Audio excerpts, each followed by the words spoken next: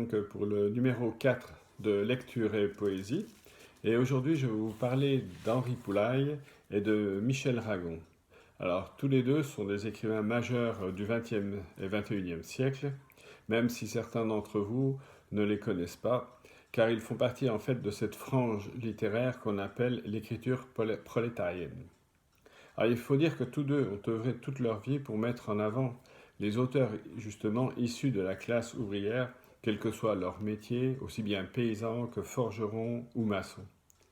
Et ici, je ne vais pas vous faire une étude de leurs livres, de leurs pensées ou de leur philosophie, si je peux dire, de la vie, mais vous présenter ces deux personnages que le grand public ignore certainement et pour cause, puisque ce n'est pas dans l'ordre des choses pour ces deux personnes qui ont longtemps été marginales dans leur attitude, voire intransigeantes, mais qui avaient également un sens de l'amitié très développé.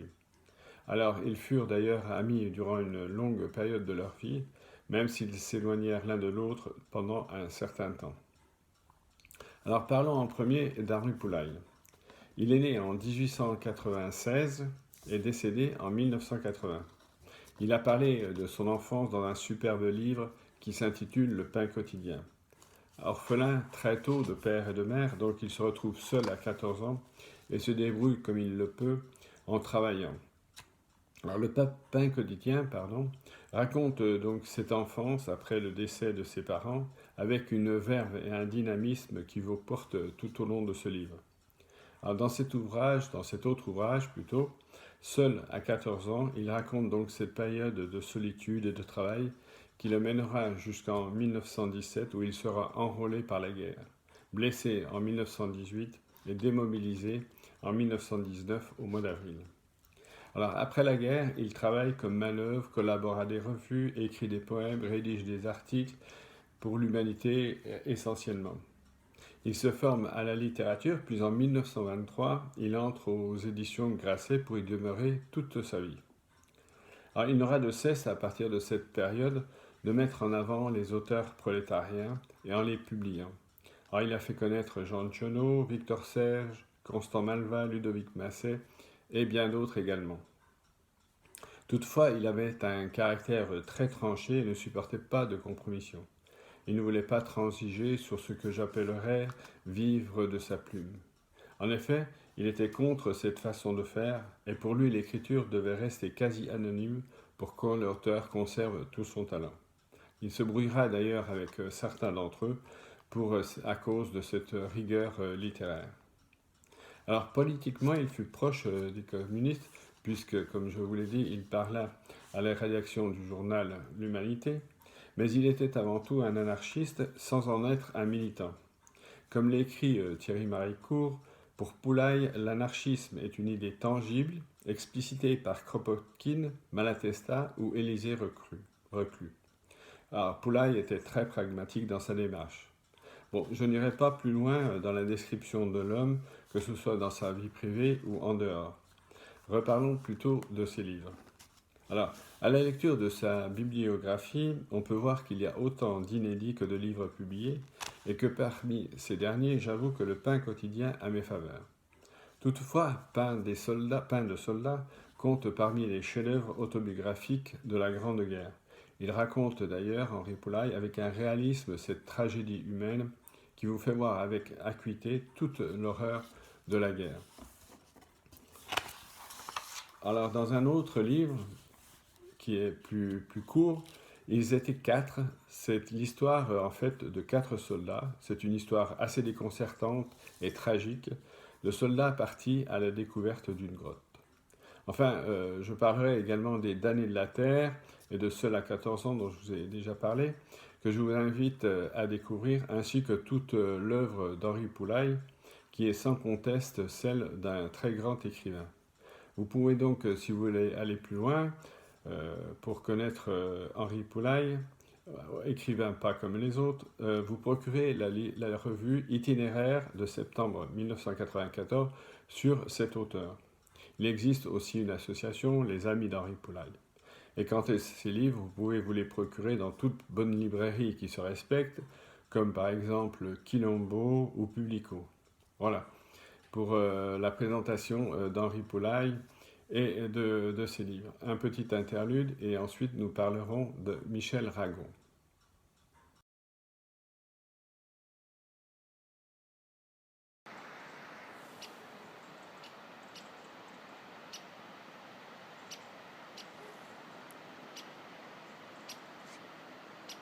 Donc nous reprenons le cours de cette lecture concernant donc Michel Ragon. Donc il fut, comme je vous l'avais dit précédemment, l'ami durant de longues années d'Henri Poulaille.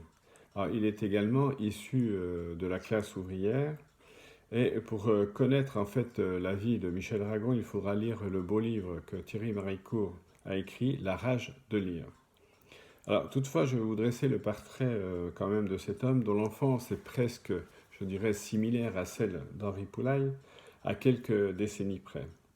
Alors, il fut orphelin de père de très bonne heure et vécut donc auprès de sa mère jusqu'à l'adolescence, puis il partit exercer différents métiers pour finalement accéder à un doctorat ès lettres à la Sorbonne pour ses 50 ans. Vous voyez, ce fut une longue trajectoire. Mais il fut d'abord un critique et historien reconnu de l'art et de l'architecture. D'ailleurs, il fut professeur pendant plus d'une décennie à l'École nationale supérieure des arts décoratifs. Ce fut donc un autodidacte, né en 1924 et décédé en 2020. Et à l'instar d'Henri Poulaille, il sera également un anarchiste et sera toujours présent aux côtés d'eux pour partager à la fois son idéalisme de fraternité et d'humanité. Alors, il a beaucoup écrit dans divers domaines, mais ceux de prédilection furent le roman, la critique et l'histoire de l'art. Il publia aussi une histoire de l'architecture et de l'urbanisme moderne. Alors, de cet écrivain, Bernard Glavel dira qu'il est l'un de ces rares écrivains de notre époque à avoir réussi l'équilibre parfait entre ce qui coule de l'esprit et ce qui monte de l'âme. On ne peut rien dire de plus sensible et d'amical à l'endroit d'un auteur. Alors, l'un de ses premiers livres qui le firent connaître au grand public sont Les Mouchoirs de Cholet. Alors, Les Mouchoirs de Cholet racontent l'histoire des Vendéens qui subirent donc un véritable tourment, des Vendéens ou des Chouans, lors de la Révolution de 1789. Alors, ils furent ballottés et massacrés par les uns, les royaux, par les autres, les révolutionnaires, mais ce fut finalement Napoléon qui se montra le plus clairvoyant à leur rencontre. Alors, dans l'accent de ma mère, Michel Ragon parle donc de son enfance, de la vie difficile avec sa mère, mais on pourra également découvrir des livres sur la Vendée, qui est chère à son cœur, comme par exemple Ma sœur aux yeux d'Asie, La Louve du Mervent, etc. Alors, un grand livre à méditer et à relire qui est La mémoire des vaincus. Alors, ce livre parle en fait d'un gamin des rues battant le pavé de Paris avant la Première Guerre mondiale. Et ce livre mêle à la fois le mythe et l'autobiographie de Michel Ragon, qui nous entraîne parfois assez loin, comme en Russie ou en Espagne, mais aussi à la découverte de la vie ouvrière et de la vie artistique de son époque. Alors, au même titre qu'Henri Poulaille, il fut un dénicheur de talent, autant qu'un historien de l'écriture prolétarienne, puisqu'avec cet ouvrage intitulé Histoire de la littérature prolétarienne, il a établi, disons, une véritable fresque des auteurs issus du milieu ouvrier. Alors, dont aucun, par exemple, ne manque de talent. Je vous présenterai à la suite trois livres que je trouve très intéressants à lire. Alors, les noms à citer, effectivement, seraient trop nombreux. Aussi, je me contenterai de vous donner quelques noms, comme par exemple Rétif de la Bretonne, Gaston Coutet, Gérard Navel, Constant Maleva, Michel Morette, Marguerite Audoux ou encore Émilie Guillaumin. Alors, Michel Ragon fut un homme altruiste qui a beaucoup œuvré pour les autres, donc, et pour aller plus loin donc, dans la découverte de cet écrivain, un colloque est organisé le 8 et 9 juin à Paris, à l'AGK, sous l'égide de la revue Fragment. Alors, cette revue dont je vous ai déjà parlé fait office aujourd'hui de dénicheur de talent, issu également de la littérature prolétarienne. Donc, pour terminer, Je vais vous parler de 3 livres succinctement, mais de vous les présenter. Alors, le premier, il s'agit de Émile Guillaumin, La vie d'un simple. Alors, il raconte en fait l'histoire d'un paysan, le père Thiénon, au XIXe siècle, et il en parle avec une grande simplicité. Et c'est un livre, comme il est écrit en 4e de couverture, qui vient du fond du peuple, chose bien rare, et du fond du peuple, paysan, chose unique. Alors donc, cette histoire de paysan est à la fois sensible, ne manque pas d'humour, mais aussi remplie d'émotions. Donc je vous invite à le trouver, il est en livre de poche, et je pense que dans toute librairie, vous pouvez vous le procurer. Ensuite, de Michel Morette, La Crue. Alors, La Crue, ça date de 1940 en fait, hein, qui a eu dans les Pyrénées orientales.